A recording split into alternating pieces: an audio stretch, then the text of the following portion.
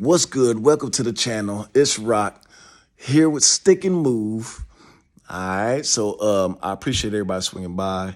Make sure you like, comment, and subscribe because we're gonna have fun on this channel, man. And I'm telling y'all, that's what it do. Like I'm gonna have my partners, and we gonna turn up for y'all, man. And like I said, I want to hear everybody's opinion in the comment section. Please let me know something. All right. First, starting out though, we gonna do a quick rundown on the fight that just happened this past weekend with the whole card with the David Benavidez versus Caleb Plant Saturday, March 25th. So starting from the first fight of the main card, Cody Crowley versus Josecito Lopez, 147-pound welterweight division.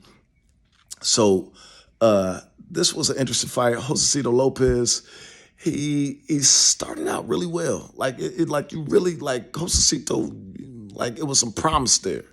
You know what I'm saying? And then something happened, and after the third round, fourth round, he started, getting a little stiff. And seventh round, it looked like he slipped, but he got hit at the same time. You know what I'm saying? So, unfortunately for him, that's a knockdown. So, they had to call it as such, and it was just pretty much a wrap after that. He couldn't really get anything off that he was trying to get off. So, it is what it is, man. So, yeah, Cody Crowley took that. That was his W. Up next, we got Chris Colbert versus Jose Valenzuela. This was a controversial one. So, Chris Colbert is 130. Jose Valenzuela, 135-pounder. And Chris Colbert was coming up to fight Jose Valenzuela. So they were both coming off a loss. And Jose Valenzuela, he actually has the heavier hands. Chris Colbert was a natural boxer.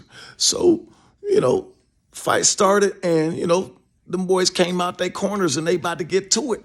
And they letting some shots go, and bang, Chris Colbert got caught and put down first round. That boy got, man, hey, man.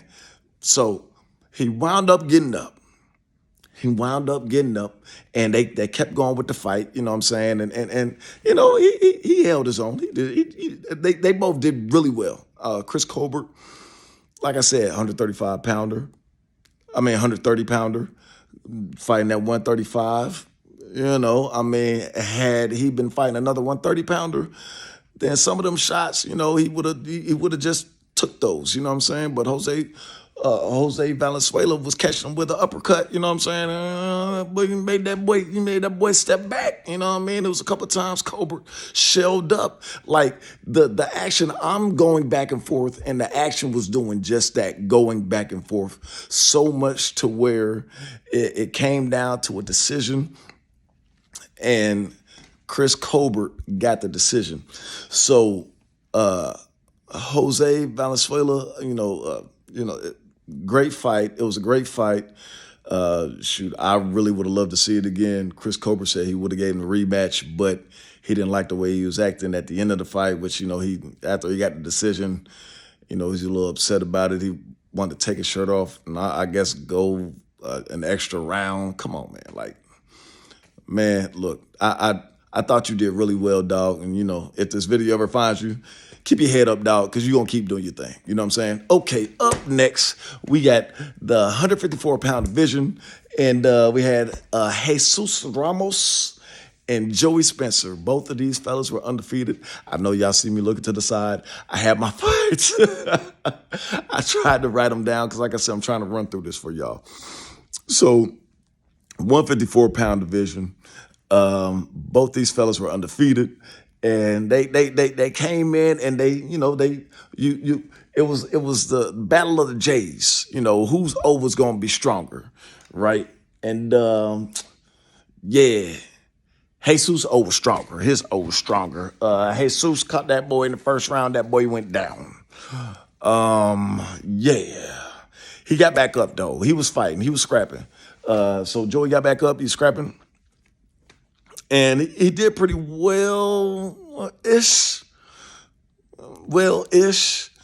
He was taking some shots, and it was wearing him down. And eventually, they stopped the fight in the seventh round.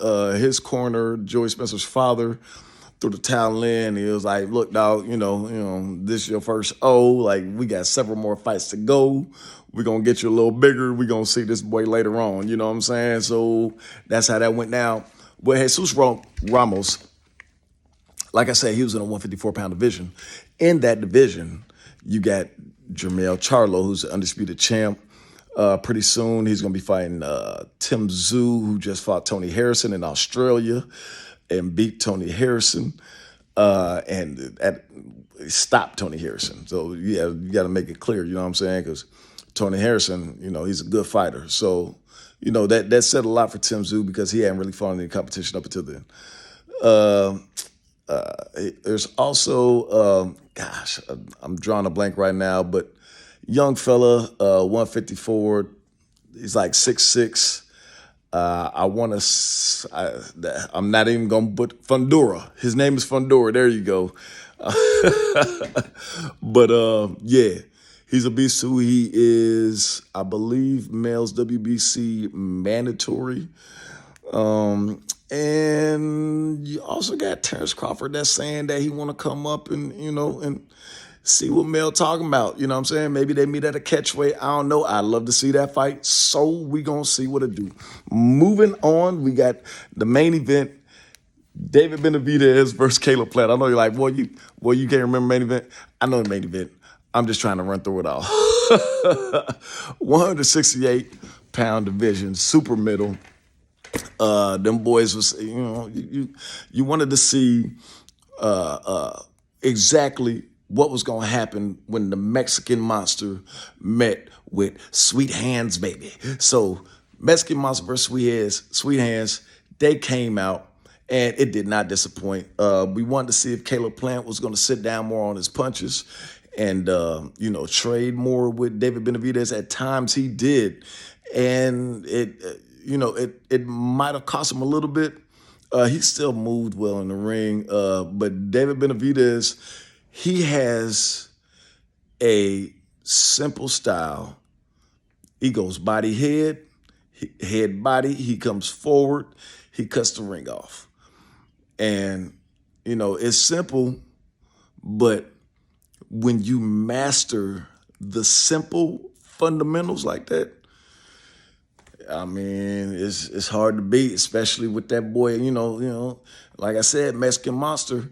Shoot, when it came time for the, when I'd say when Caleb Plant got like around 6th, 7th round, it was like the Mexican Monster showed up on that boy. You know what I'm saying? Like El Chupacabra had entered the building. You know what I'm saying? I think Plant looked around and all of a sudden, David Benavidez was 7 feet tall and this boy had 8 arms. He had the wingspan of a pterodactyl. You know what I'm saying? Like you couldn't stop that boy. He was just, you know what I mean? Like his jab, the fight was in Las Vegas. His jab was coming from New York. You know what I'm saying? It was ridiculous. It was ridiculous. So, like I said, man, David Benavidez wound up winning that fight. It went the distance, and like I said, great fight. Caleb Plant, I can't wait to see what he does next. If David Benavidez can hopefully get a Charlo. I know, actually, I meant to say Canelo, but actually, Jermall Charlo was out there at Vegas watching the fight, and he was interviewed, and he did say that he wouldn't mind fighting either one of those boys. He said it don't matter. He'll take the winner and the loser. So he said it didn't matter to him. So we'll see, man. We'll see. I wouldn't mind to see Jermall Charlo pay-per-view versus Caleb Plant. I wouldn't mind seeing Jermall Charlo pay-per-view versus Dave Benavidez. And that'd be a good look for Plant too, because for him to take an L against Benavidez, then turn around and get a title shot, because Maul's WBC champ. That'd be dope, man. So anyways, that's my take on everything, man. In my quick recap, y'all let me know what y'all thought on the fights, man. Please comment, like, subscribe. Tell your friends and your mammy and them subscribe, man. Like I said, man, it's your boy Rock, Stick and Move. Holla at your boy, man.